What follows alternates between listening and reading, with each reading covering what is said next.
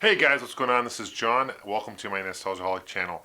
I most recently visited a place called Arizona Collectors Marketplace. This is a brand new place. It's actually held every Saturday from 10 to 4 or 10 to 6. I'll put a website below. There's Jason Heine, TheEMUreview, a good friend of mine. There's Robert. He's a fellow YouTuber as well. And we all met up and decided to hit this place up. Really cool. It's the first time I was here. It's only been around for about a month and a half now. Maybe 2 months at the most.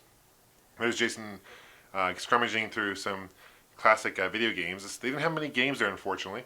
You can see he's pointing out some. They had a Atari 2600 Junior there, classic Genesis Model 1 there, but they really didn't have many games, unfortunately. I was kind of hoping that they would have more, but they had a whole bunch of nostalgic stuff here at this place, which is really cool. Here he's pointing out E.T. for the 2600. It's probably one of the worst games for the system, but a lot of people poke fun of that. A lot of classic stuff. You can see classic He-Man right there on the table. You have a lot of Star Wars stuff, a lot of Star Trek stuff, a lot of things you would find at like a Comic-Con expo. That's how I actually found out about this place. Was I went to Phoenix Comic-Con and they had flyers laying around, and this actually started right after Phoenix Comic-Con happened. I talked to Neil, who's the guy who was kind of founded this thing, and he wants to do more gaming related stuff and have different things like this every weekend. There's some more video games that Halo Reach, a lot of PS2 games, but a lot of them weren't decently priced, to be honest with you. But everything else seemed to be. You had some classic Marvel Universe. There's Red Hulk. Here is some Star Wars stuff as well. Just pointing out a lot of toys from the 80s and 90s here. A lot of vintage, a lot of modern. If you like comic books, this is definitely a place to check out. They probably had like 15 vendors here. There's a Luke Skywalker. This is a theater edition Luke. They handed out limited edition for a special edition Return of the Jedi at theaters. So what you had to do was be there opening night, Return of the Jedi in 1997. I think it was March something, and they would actually give those out at the theater. More classic Marvel Universe figures. I really like.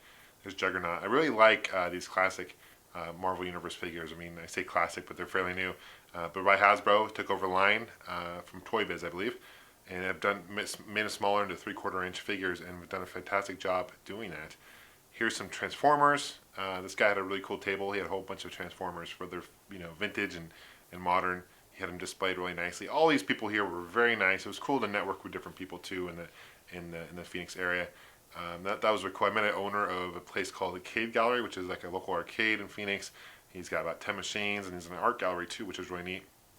Met another guy who's in charge of a gaming expo in October called Devastation. It's supposed to be pretty big, and that was cool. I'm going to network with him. There's a classic Power of the Force 2 Star Wars computer game, and they had a lot of different action figures, which is really neat to see. So if you're into this kind of thing, there's Power Rangers. Those brought a lot of nostalgia to me because I used to love Power Rangers. I grew up as a kid. I had several of those figures, and that was neat. A lot of these were still in box. A ton of comic books you saw there, both classic and modern comic books. Those are some lunch pails in the back. You can see the E.T. There's both by Thermos and Aladdin. I mean, those are really cool. Those tin lunch boxes. They definitely with the thermoses. They definitely don't make those anymore. There's Masters of the Universe. Those came out in the late 90s, early 90s. The remake figures. There's the Simpsons. Those are by Playmates. They don't make that line anymore, I don't think. But those are a really cool line. A lot of Hot Wheels. Never really got into Hot Wheels, to be honest with you. But those are cool lines. And there's some Family Guy figures and more Star Wars stuff. What else? This guy had a ton of comic books, classic, and everything was decently priced, and everything you can pretty much you can barter with people and ask, negotiate with people. I found people were really cool, and they had a lot of stuff underneath the tables as well. This guy, everything on this table is $5. A lot of some Tron, some Indiana Jones, a little variety of everything. They had bins and bins. There's some more action figures. A lot of them are reproductions made to look old. There's Jason going through some pictures. And here are some Star Trek figures. I have some of these Star Trek figures, really cool. And this is a cool one too. They had some Hot Wheels at this booth. This guy was a really cool vendor. It's $30 to set up a table at this place. It's not bad if you're in the Phoenix area looking to sell some stuff. This is not bad. And this lady was really cool here. You had some classic Star Wars underoos. That one was open, and she actually showed me there's like a certificate in the middle of the envelope. And you can see, but most of these actually were unopened underoo packages, which I remember having underoos back in the day, and it was really cool to see some of those. And they were anywhere from $25 to over $120. I kind of range in price from Yoda and Boba Fett, but you know, she definitely she was really cool, and you know, you go up to her and kind of name her price, and she'd work with you on the prices. But a lot of nostalgia going in there for sure. There's some classic Batman figures.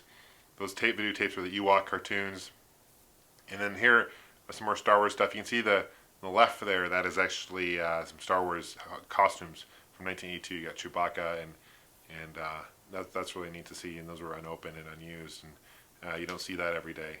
This vendor was cool. He had a lot of cool stuff here.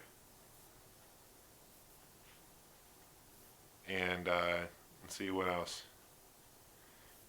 Oh, there's Ghostbusters. There's a Stay Puft Marshmallow Man. Some more Star Wars stuff Jason's pointing out to me.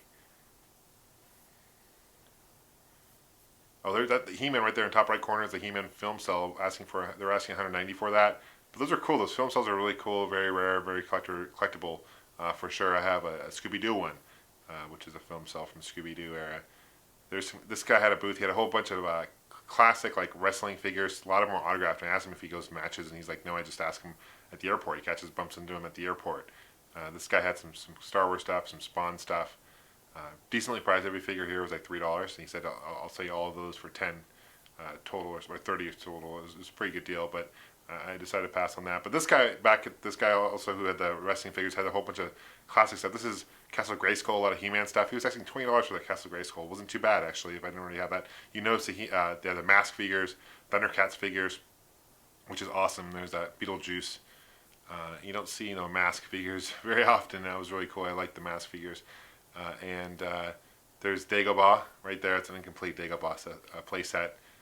But there's a semi-truck. See the semi-truck right there? That's actually that and the white van are Mask figures, and you push the button and they like pop open. Mask was kind of like G.I. Joe meets Transformers essentially. It was a really cool toy line. There's some more Marvel Universe. Most of these figures are going for $15 plus. That's kind of the retail value of these figures. A lot of demand for those Marvel Universe figures. More classic comic books. This guy had some great artwork as well. He was an artist. He was selling some stuff. Just kind of kind of view of everything going on. You can see this place isn't too big. In the back here, this lady had some stuff cool. She was really neat. There's an ET in the back here I picked up for $2. It was when you pull the string, he talks. There he is, right there. ET right there. I picked up for $2. I'll do a review over that, and I got some other ET stuff I'll talk about later on in a future video. Classic Star Wars figures, all each for $5 each in baggies. A lot of them were missing the weapons, unfortunately, but still, these are all underneath the table. So I didn't find these until much later when I was there. I didn't realize there was stuff so much underneath the table. Here's a classic Sonic the Hedgehog comic book. There's some Garbage Pail Kids. I actually love these. They're just kind of laying on the top there. It was very, very cool to see that.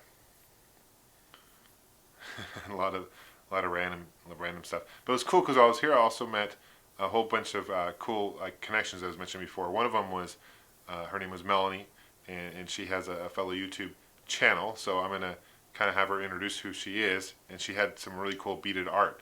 Plug your show real quick. What do you got? Visit www.mailtheofficagamergirl.com for awesome obscure video games. Yeah, and this is cool. This is kind of a. Huh? What's the name of the stuff? Oh, well, these are just like perler beads, but you can check out www.pixelartparadise.com to. Pixel art. Yeah. That's cool. Pixel art. Yeah. Love the Donkey Kong, man. That's so cool. So that was really cool, guys. Thanks for watching. Thanks for subscribing. Thanks for coming, and we'll see you soon. Take care, guys.